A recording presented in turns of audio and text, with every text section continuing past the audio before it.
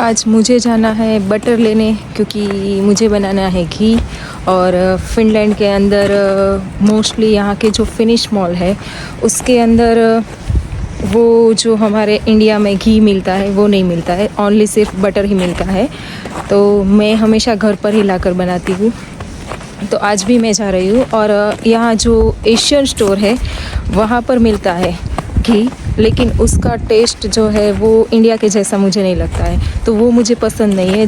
जब हम लोग पहली बार आए थे फ़िनलैंड में 2023 में, उस टाइम मैंने पहली बार वो ट्राई किया था, मतलब एशियन स्टोर से लाकर, लेकिन वो बिल्कुल टेस्ट भी उसका घी के जैसा नहीं लगता था और स्मेल भी अच्छी नहीं थी। तो मैं हमेशा यही करती हूँ कि फिनिश मॉल जो है वहाँ से बटर लाती हूँ और घर पर ही बनाती हूँ। वो सॉल्ट वाला ही होता है जो बड़े पैक में मिलता है 500 ग्राम के, लेकिन जो छोटा 100 ग्राम का होता है वो मिल जाता है अनसॉल्टेड, पर मैं वो सॉल्ट वाला ही लाती हूँ और घर पर ही बनाती हूँ। तो अगर आप भी मेरी तरह इंडिया से बाहर रहते हैं और आपको भी घर का घी पसंद है, तो अगर आपको नहीं आता है वो कैसे बनाते हैं तो वो मैं आपको घर जाकर दिखाऊंगी कि किस तरह से बनाते हैं और इसे कैसे स्टोर करते हैं। वो बिल्कुल जो इंडिया का वो देसी घी होता है उसी तरह का टेस्ट करता है। मुझे तो वो बहुत पसंद है, मैं हमेशा वही करती हूँ, रेडी लाकर घर पर बना देती हूँ। और आज टेम्परेचर भी डाउन हुआ है, मतलब +2 हुआ है, तो देखो स्नो भी मेल्ट होनी शुरू हो गई है। कई कई जगह पर वो बिल्कुल खाली दिख रही है, आपको दिखाई दे रही हो तो ब्लैक दिखने लगा है। तो शायद अब हमें कुछ दिनों में इस स्नो से छुट्टी मिल जाएगी और स्वेटर से भी, तो वो बेस्ट टाइम होता है हमारे लिए, क्योंकि यहाँ पर स्नो लगभग 6 महीने तक तो रहती ही है, मतलब ठंड तो रहती है। स्नो अगर 5-6 महीने में भी मेल्ट होती है, फिर भी ठंड का टाइम जो है वो 6 मंथ रहता है। और जब भी बर्फ़ मेल्ट होना चालू होती है तो उस टाइम वो स्लीपरी हो जाती है, क्योंकि दिन के टाइम तो प्लस में टेम्परेचर रहता है, लेकिन शुरुआत के टाइम में जो है वो टेम्परेचर रात को माइनस हो जाता है, मतलब -1 और 2 आसपास हो जाता है या 0 भी हो जाता है। तो ये जो आइस है वो ब्लैक आइस हो जाती है और वो पूरी तरह स्लीपरी हो जाती है। तो भाई मैं तो उस टाइम बाहर चलना बिल्कुल भी पसंद नहीं करती, क्योंकि मैं तो स्नो के टाइम भी गिरती ही रहती हूँ।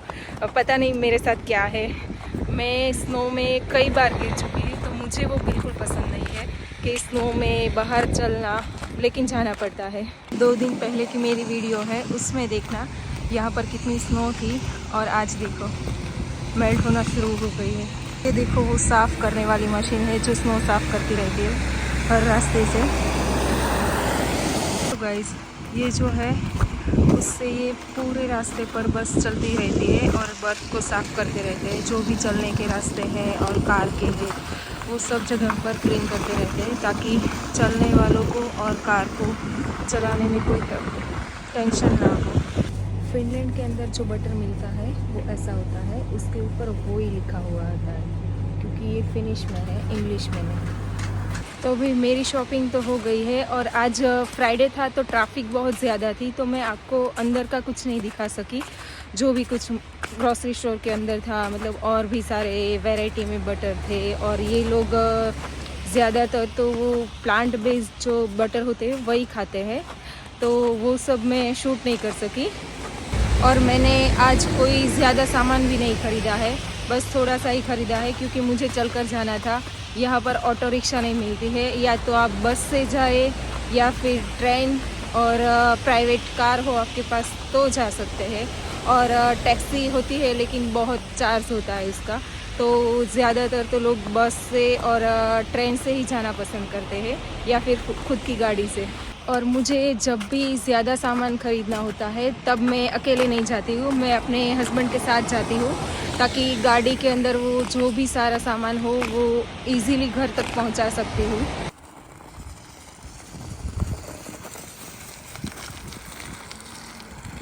आज का मौसम देखो गाइस, दोपहर के 2 बजने वाले हैं और ये कहीं भी सूरज नहीं है और ऐसा लग रहा है जैसे बारिश होने वाली है। सब कुछ ब्लैक एंड वाइट। यहाँ पर जब रास्ता स्लीपरी हो जाता है, मतलब स्नोफॉल होता है और उसके बाद वो कुछ दिन ऐसे ही रह जाता है, या फिर टेम्परेचर प्लस माइनस होता है, तो यहाँ की गवर्नमेंट यहाँ रास्ते पर रेत बिछा देती है ताकि मेरे जैसे लोग फिसल कर गिरे नहीं। फिर भी मैं तो गिरती ही रहती हूँ, लेकिन मैं आपको दिखाती हूँ वो कैसा होता है। ये दोनों साइड स्नो है जो साफ़ करते हैं बीच से, वहाँ पर इस तरह से रेत डाली जाती है ताकि चलने वाले और यहाँ पर साइकिल ये सब होता है चलता है तो फिसले नहीं। मैंने वहाँ से जो मोड़ लिया है चॉकलेट के लिए वो इस तरह का कुछ है, पर इसके अंदर एक स्पेशल चीज़ क्या है पता है आपको, कि ये 200 रुपये का है और मतलब 2 यूरो का, और इसके ऊपर 3 ईयर की मुझे वारंटी मिलती है। अगर इसे कुछ भी होता है तो मैं इसे वापस दूंगी और मुझे वो लोग पीस टू पीस नया देंगे, कोई भी सवाल किए बिना। यहाँ की ये सबसे खास बात है कि आप जो भी सामान खरीदते हैं उसके ऊपर वारंटी होती है, और जहाँ तक वो ख़राब होती है वारंटी से पहले तो आपको वो कोई भी सवाल किए बिना नया पीस लाकर वापस देते हैं। चीज़ मैंने खरीदी है वो है ये कांच के ग्लास, इसके ऊपर भी 3 ईयर की वारंटी मुझे मिली है। मुझे ये नहीं समझ में आता कि भी कांच के ग्लास के अंदर तो वारंटी किस तरह की होगी, क्योंकि ये तो हाथ से गिरकर भी टूट सकता है, लेकिन इसके ऊपर भी है। अगर मेरा ग्लास टूटता है, और ये 5 यूरो के मुझे मिले हैं 4 पीस, जो कि काफ़ी बड़े हैं और अच्छे भी है। और अब मुझे बनाना है घी, तो मैं आपको दिखाऊंगी कि घर पे घी कैसे बनाते हैं, वो भी रेडीमेड बटर से।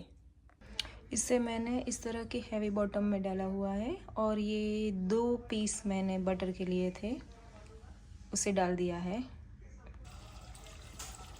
जब ये इस तरह से वाइट दिखने लगे तो उसे बीच बीच में कभी कभी चलाना है ताकि इसके छींटे बाहर ना उड़े, और इसे बिल्कुल भी ढकना नहीं है।